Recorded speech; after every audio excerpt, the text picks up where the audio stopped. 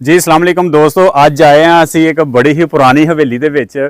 ਇੱਥੇ ਮਾਸ਼ਾਅੱਲਾ ਤਕਰੀਬਨ ਕੁਝ 70-80 ਸਾਲ ਤੋਂ ਲੈ ਕੇ ਨਾ ਦਾਦੇ ਪੜਦਾਦੇ ਤੋਂ ਲੈ ਕੇ ਮੱਝਾਂ ਰੱਖੀਆਂ ਨੇ ਔਰ ਨਸਲ ਦਰ ਨਸਲ ਜਿਹੜਾ ਹੈ ਨਾ ਇਹ ਮੱਝਾਂ ਦਾ ਕਾਰੋਬਾਰ ਕਰਦੇ ਪਏ ਨੇ।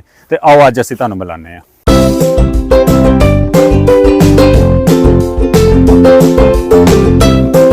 अस्सलाम वालेकुम ਭਾਈਜਾਨ, ਕੀ ਹਾਲ ਹੈ? ठीक ठाक ਠੀਕ ਹੋ, ਖਰੀਅਤ ਹੈ? ਅੱਜ ਅਸੀਂ ਤੁਹਾਡੇ ਕੋਲ ਹਾਜ਼ਰ ਹੋਏ ਹਾਂ। ਇਹ ਤੁਹਾਡੇ ਕੋਲ ਜ਼ਰਾ ਅਸੀਂ ਡੇਅਰੀ ਫਾਰਮਿੰਗ ਦੇ ਮੁਤਲਕ ਮਾਲੂਮਾਤ ਲੈਣੀ ਹੈ ਤੇ ਤੁਸੀਂ ਸਾਨੂੰ ਥੋੜੀ ਗੱਲਾਂ ਬਾਤਾਂ ਆਪਣੇ ਤਜਰਬੇ ਦੀ ਰੋਸ਼ਨੀ ਦੇ ਵਿੱਚ ਦੱਸਣੀਆਂ ਨੇ। ਬਈ ਸਭ ਤੋਂ ਪਹਿਲੇ ਤੁਸੀਂ ਆਪਣਾ ਤਾਰਫ ਕਰੋ, ਨਾਲ ਇਹ ਦੱਸੋ ਕਿ ਤੁਸੀਂ ਇਹ ਮੱਝਾਂ ਕਿਦੋਂ ਤੋਂ ਲੈ ਕੇ ਰੱਖੀਆਂ ਨੇ? भाई मेरा नाम मोहम्मद इरफान जट सरा है। यह डेरा है मतलब साडा दादे के नाम तो मशहूर है। ठीक है। चौधरी खुशी मोहम्मद पहलवान जट सरा है और दादा मेरा जिमींदार और मझां का ही कारोबार करता है। यानी कि पिछले कोई 100 साल तो लैके या डेरा कायम है? हाँ जी, 70 का साल तकरीबन हो गए। अच्छा, ये दसो कि कितनियां मझां तो काम शुरू कीता सी? मझां तकरीबन 4-5 तो ही शुरू किया। और अज कितनियां ने? अज माशाल्लाह है 40-50 माशाल्लाह। अच्छा, इस तो बाद ये दसो तुसी कि ਜਿਹੜੇ ਨਵੇਂ ਫਾਰਮਰ ਨੇ, ਜਿਹੜਾ ਕੋਈ ਬੰਦਾ ਨਵਾਂ ਕੰਮ ਸ਼ੁਰੂ ਕਰਨਾ ਚਾਹੁੰਦਾ ਹੈ, जी जी ਉਹਦੇ ਵਾਸਤੇ ਮਸ਼ਵਰਾ ਦਵੋ ਕਿ ਆਇਆ ਕਿ ਉਹਨੂੰ ਮੱਝਾਂ ਰੱਖਣੀਆਂ ਚਾਹੀਦੀਆਂ ਜਾਂ ਗਾਵਾਂ ਰੱਖਣੀਆਂ ਚਾਹੀਦੀਆਂ ਨੇ? ਵੇਖੋ ਜੀ, ਦੋਵੇਂ ਹੀ मतलब सही ने। मझां भी अपनी ਥਾਂ ਤੇ ਸਹੀ ਔਰ ਗਾਵਾਂ ਆਪਣੀ ਥਾਂ ਸਹੀ ਨੇ। ਅੱਛਾ। ਔਰ ਦੁੱਧ ਦਾ ਹੁੰਦਾ ਹੈ ਮਤਲਬ ਕਿ ਜਿਸ ਤਰ੍ਹਾਂ ਦੀ ਕੰਡੀਸ਼ਨ ਹੈ, ਮਤਲਬ ਤੁਹਾਡੇ ਗਾਹਕ ਕਸਟਮਰ ਜਿਵੇਂ ਦਾ ਦੁੱਧ ਮੰਗਣ ਉਹਨਾਂ ਦੇ ਨਿਸਬਤ ਮਤਲਬ ਅਸੀਂ ਤੇ ਆਦਰ ਰੱਖਿਆ। ਅੱਧੀਆਂ ਗਾਵਾਂ ਨੇ, ਅੱਧੀਆਂ ਮੱਝਾਂ ਨੇ। ਅੱਛਾ, ਯਾਨੀ ਗਾਵਾਂ ਵੀ ਰੱਖੀਆਂ ਤੇ ਮੱਝਾਂ ਵੀ ਰੱਖੀਆਂ ਨੇ। ਮਿਕਸ ਹੀ ਸਾਡਾ ਦੁੱਧ। ਠੀਕ ਹੈ। ਜ਼ਿਆਦਾ ਡਿਮਾਂਡ ਜਿਹੜੀ ਉਹ ਕਿਹੜੇ ਮੱਝ ਦੇ ਦੁੱਧ ਦੀ ਆਂਦੀ ਕਿ ਗਾਂ ਦੇ ਦੁੱਧ ਦੀ? ਡਿਮਾਂਡ ਜ਼ਿਆਦਾ ਮੱਝ ਦੇ ਦੁੱਧ ਦੀ ਹੈ। ਅੱਛਾ, ਉਹਦੀ ਕੀ ਵਜ੍ਹਾ? ਉਹਦਾ ਇਹ ਕਿ ਉਹਦੇ ਮਤਲਬ ਜ਼ਿਆਦਾ ਗਾੜਾ ਦੁੱਧ ਹੁੰਦਾ ਹੈ। ਮਲਾਈ ਜ਼ਿਆਦਾ ਆਉਂਦੀ ਹੈ, ਹਾਂਜੀ। ਗਾੜਾ ਜ਼ਿਆਦਾ ਹੁੰਦਾ ਹੈ ਇਸ ਵਜ੍ਹਾ ਤੋਂ। ਠੀਕ ਹੈ। ਅੱਛਾ, ਇਹ ਦੱਸੋ ਕਿ ਜਦੋਂ ਮੱਝ ਬੰਦਾ ਖਰੀਦਣ ਵਾਸਤੇ ਜਾਂਦਾ ਹੈ ਤੇ ਉਹ ਕਿਹੜੀ ਨਸਲ ਦੀ ਬੰਦਾ ਮੱਝ ਲਵੇ? ਨਸਲ ਇਹੀ ਚੰਗੀ ਹੈ, ਨੀਲੀ ਬੂਰੇ ਵਿਹਾੜੀ ਦੀ। ਅੱਛਾ, ਸਾਈਵਾਲ ਚੀਚਾ ਵਤਨੀ। ਠੀਕ ਹੈ। ਤੇ ਜਦੋਂ ਅਸੀਂ ਮੱਝ ਖਰੀਦਣ ਜਾਂਦੇ ਆ, ਜੀ, ਜੀ। ਸਾਨੂੰ ਉਹ ਮੱਝ ਦੇ ਵਿੱਚੋਂ ਕਿਹੜੀ ਕਿਹੜੀ ਖੂਬੀ ਉਹਦੀ ਵੇਖਣੀ ਚਾਹੀਦੀ ਹੈ ਕਿ ਮੱਝ ਸੋਹਣੀ ਵੀ ਲੱਗੇ ਤੇ ਦੁੱਧ ਹੀ ਹੋਵੇ, ਦੁੱਧ ਦੇ ਨਾਲ ਵੀ ਹੋਵੇ? ਮੱਝ ਮਾਸ਼ਾਅੱਲਾ ਹੋਵੇ ਪਤਲੀ ਚਮੜੀ ਦੀ ਤੇ ਅੱਛਾ। ਚੱਡਾ ਜਰਾ ਥੱਲੋਂ ਦੀ ਚੰਗਾ ਹੋਵੇ। ਠੀਕ ਹੈ।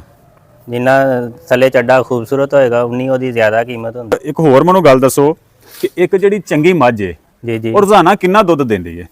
ਉਹ ਤਕਰੀਬਨ 15-16 ਕਿਲੋ ਜਿਹੜੀ ਅੱਛੀ ਮੱਝ ਹੈ। ਵੈਸੇ ਆਮ ਰੂਟੀਨ ਜਿੰਨੀਆਂ ਮੱਝਾਂ ਵੇਖੀਆਂ ਉਹ 10-12 ਕਿਲੋ ਤੱਕ 10-12 ਕਿਲੋ। ਬਾਕੀ ਇਹਨਾਂ ਦੀ ਖੁਰਾਕ ਅੱਛੀ ਹੋਣੀ ਚਾਹੀਦੀ। ਅੱਛੀ ਖੁਰਾਕ ਤੋਂ 16-17-18। ਠੀਕ ਹੈ। ਅੱਛਾ, ਖੁਰਾਕ ਤੋਂ ਅਸੀਂ ਅਗਲੀ ਗੱਲ ਕਰਨੇ ਆ ਕਿ ਤੁਸੀਂ ਇਹਨਾਂ ਨੂੰ ਰੋਜ਼ਾਨਾ ਕੀ ਖੁਰਾਕ ਦਿੰਦੇ ਹੋ? ਅਸੀਂ ਇਹਨਾਂ ਨੂੰ ਸੈਲਜ ਠੀਕ ਹੈ। ਤੇ ਸਾਈਲੇਜ ਮੁੱਲ ਲੈ ਕੇ ਪਾਉਂਦੇ ਹੋ ਕਿ ਆਪਣਾ ਹੀ? ਸੈਲਜ ਆਪਣਾ ਹੀ ਤਿਆਰ ਕਰੀਦਾ। ਅੱਛਾ, ਇਹ ਦੱਸੋ ਸਬਜ਼ ਚਾਰਾ ਔਰ ਸੈਲਜ ਇਹਦੇ ਵਿੱਚ ਤੁਹਾਨੂੰ ਕੀ ਫਰਕ ਮਹਿਸੂਸ ਹੋਇਆ? ਜਿਹੜਾ ਸੈਲਜ ਹੈ ਉਹ ਮਤਲਬ ਗਰਮੀਆਂ ਨੂੰ ਸਹੂਲਤ ਰਹਿੰਦੀ ਸਾਨੂੰ। ਠੀਕ ਹੈ। ਤੇ ਸਬਜ਼ ਚਾਰਾ ਪੱਠੇ ਦੁੱਧ ਨੂੰ ਜ਼ਿਆਦਾ ਵਧਾਉਂਦਾ ਹੈ, ਸੈਲਜ ਵੀ ਵਧਾਉਂਦਾ ਹੈ। ਠੀਕ ਹੈ। ਦੁੱਧ ਦੀ ਜਿਹੜੀ ਫੈਟ ਹੁੰਦੀ ਹੈ, ਜੀ ਜੀ, ਜਿਹਨੂੰ ਅਸੀਂ ਕਹਿੰਦੇ ਆ ਉਹਦਾ ਗਾੜਾਪਨ ਵਧਾਉਣ ਵਾਸਤੇ ਸਾਨੂੰ ਕਿਹੜੀ ਚੀਜ਼ ਇਸਤੇਮਾਲ ਕਰਨੀ ਚਾਹੀਦੀ ਹੈ?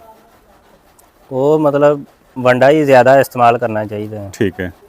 ਵੰਡਾ ਕਿਹੜਾ ਇਸਤੇਮਾਲ ਕਰਦੇ ਹੋ ਤੁਸੀਂ? ਜਿੰਨਾ ਵੰਡ ਜ਼ਿਆਦਾ ਅੱਛਾ, ਮਕਈ ਦਾ, ਰੋਟੀਆਂ, ਚੋਕਰ, ਠੀਕ ਹੈ। ਖਲ। ਅੱਛਾ, ਦੁੱਧ ਜਿਹੜਾ ਤੁਸੀਂ ਆਪਣਾ ਜਿਹੜਾ ਸੇਲ ਕਰਦੇ ਹੋ, ਜੀ ਜੀ, ਉਹਦਾ ਕੀ ਤਰੀਕਾਕਾਰ ਹੈ ਸੇਲ ਕਰਨ ਦਾ? ਆਇਆ ਕਿ ਤੁਸੀਂ ਕਿਸੇ ਫੈਕਟਰੀ ਨੂੰ ਦੇ ਰਹੇ ਹੋ ਜਾਂ ਕਿਸੇ ਦੋਧੀ ਨੂੰ ਦੇ ਰਹੇ ਹੋ? ਕਿਸ ਤਰ੍ਹਾਂ ਸੇਲ ਕਰ ਰਹੇ ਹੋ? ਸੇਲ ਅਸੀਂ ਇੱਥੇ ਰਹਿਮਾਨਪੁਰਾ ਹੈ, ਉੱਥੇ ਸਾਡਾ ਨਾ ਤਕਰੀਬਨ 20 ਸਾਲ ਹੋ ਗਏ ਨੇ। ਅੱਛਾ, ਯਾਨੀ ਕਿ ਆਪਣਾ ਸੇਲ ਪੁਆਇੰਟ ਹੈ ਤੁਹਾਡਾ? ਆਪਣਾ ਹੀ ਉੱਥੇ ਹਵੇਲੀ ਹੈ। ਹਾਂ। ਤੇ ਉੱਥੇ ਅਸੀਂ ਸਾਡੇ ਨਾ ਸ਼ਹਿਰ 'ਚ ਕਸਟਮਰ ਲੱਗੇ ਹੋਏ ਨੇ। ਠੀਕ ਹੈ। ਤੇ ਅਸੀਂ ਇੱਥੇ ਆਪਣੇ ਡੇਰੇ ਤੋਂ ਲੈ ਕੇ ਨਾ ਸਾਰੇ ਲੈ ਜੀਦਾ ਉੱਥੇ। ਮਤਲਬ ਉੱਥੇ ਹੀ ਅਸੀਂ, ਸਾਡੇ ਗਾਹਕ ਉੱਥੇ ਆ ਜਾਂਦੇ, ਉਹਨਾਂ ਨੂੰ ਸੇਲ ਕਰ ਯਾਨੀ ਕਿ ਪੱਕੇ ਮੁਸਤਕਿਲ ਗਾਹਕ ਲੱਗੇ ਨੇ। ਠੀਕ। ਗਾਹਕ ਸਾਡੇ ਬਹੁਤ ਨਾਈਸ ਨੇ, ਸਾਡੇ ਨਾਲ ਬਹੁਤ ਪਿਆਰ ਕਰਦੇ ਨੇ। ਅੱਛਾ, ਇਹ ਦੱਸੋ ਕਿ ਅਗਰ ਕੋਈ ਮੱਝ ਉਹ ਹੀਟ 'ਚ ਨਹੀਂ ਆ ਰਹੀ, ਜੀ ਉਹਦਾ ਕੀ ਤਰੀਕਾਕਾਰ ਹੈ ਉਹਨੂੰ ਹੀਟ 'ਚ ਲਿਆਉਣ ਦਾ? ਕੀ ਕੁਝ ਦਿੱਤਾ ਜਾਏ ਕਿ ਉਹ ਪ੍ਰੋਪਰ ਹੀਟ ਦੇ ਵਿੱਚ ਆ ਜਾਏ? ਲਸਣ ਤੇ ਹਰੀ ਮਿਰਚ ਹੈ ਦੇਣੀ ਚਾਹੀਦੀ। ਲਸਣ ਜ਼ਿਆਦਾ ਮਤਲਬ ਬਿਹਤਰ ਹੁੰਦਾ ਕਿ ਵੀ ਇਹ ਹੀਟ 'ਚ ਆ ਜਾਂਦੀਆਂ ਨੇ। ਠੀਕ ਹੈ। ਬਾਦੀ ਬੁੱਦੀ ਤੋਂ ਇਹਨਾਂ ਦੀ ਜਦੋਂ ਖੁਰਾਕ ਇਹਨਾਂ ਨੂੰ ਘੱਟ ਪੈਂਦੀ ਨਾ, ਜੀ ਜੀ, ਤੇ ਫਿਰ ਨਹੀਂ ਜਲਦੀ ਨਵੇਂ ਦੁੱਧ ਹੁੰਦੀਆਂ। ਅੱਛਾ ਅੱਛਾ ਅੱਛਾ ਅੱਛਾ, ਠੀਕ। ਅੱਛਾ, ਇਹਨਾਂ ਦੀ ਬਰੀਡਿੰਗ ਵਾਸਤੇ ਤੁਸੀਂ ਕਿਹੜਾ ਤਰੀਕਾ ਅਖਤਿਆਰ ਕਰਦੇ ਹੋ? ਆਇਆ ਕਿ ਤੁਸੀਂ ਜਿਵੇਂ ਆਂਦੇ ਨੇ ਸਾਨ ਰੱਖਿਆ ਹੈ, ਕਟਾ ਰੱਖਿਆ ਹੈ, ਜਾਂ ਵੈਸੇ ਡਾਕਟਰ ਦੇ ਕੋਲ ਹੀ ਤੁਸੀਂ ਬਰੀਡਿੰਗ? ਨਹੀਂ, ਅਸੀਂ 2 ਮਾਸ਼ਾਅੱਲਾ ਸਾਨ ਰੱਖੇ ਨੇ, ਬਹੁਤ ਅੱਛੀ ਨਸਲ ਦੇ ਨੇ। ਤੇ ਉਹ ਅਸੀਂ ਨਾ ਮੰਡੀ 'ਚੋਂ ਸ਼ਾਹਪੁਰ ਕਾਂਜਰਾ ਤੋਂ ਬੜੀ ਅੱਛੀ ਨਸਲ ਲੈ ਕੇ ਆਏ ਆ। ਅੱਛਾ ਅੱਛਾ ਅੱਛਾ, ਤੇ 2 ਨੇ ਸਾਡੇ ਕੋਲ ਬੜੇ ਖੂਬਸੂਰਤ ਤੇ ਨਸਲੀ ਨੇ ਠੀਕ ਹੈ। ਜਾਨਵਰ, ਉਹਨਾਂ ਦੀ ਅਸੀਂ ਬਰੀਡਿੰਗ ਲੈਣੀ। ਅੱਛਾ, ਮੈਨੂੰ ਇੱਕ ਨਾ ਆਖਰੀ ਸਵਾਲ ਦੱਸ ਦਿਓ ਕਿ ਜਦੋਂ ਕੋਈ ਲੋਕ ਮੱਝਾਂ ਰੱਖਦੇ ਨੇ, ਜੀ ਜੀ। ਠੀਕ ਹੈ, ਤੇ ਉਹ ਕਿਹੜੀਆਂ ਗਲਤੀਆਂ ਕਰਦੇ ਨੇ ਜਿਹਦੀ ਵਜ੍ਹਾ ਤੋਂ ਉਹਨਾਂ ਨੂੰ ਨੁਕਸਾਨ ਹੁੰਦਾ ਹੈ ਤੇ ਆਖਿਰਕਾਰ ਉਹਨਾਂ ਨੂੰ ਕੰਮ ਬੰਦ ਕਰਨਾ ਪੈਂਦਾ ਹੈ?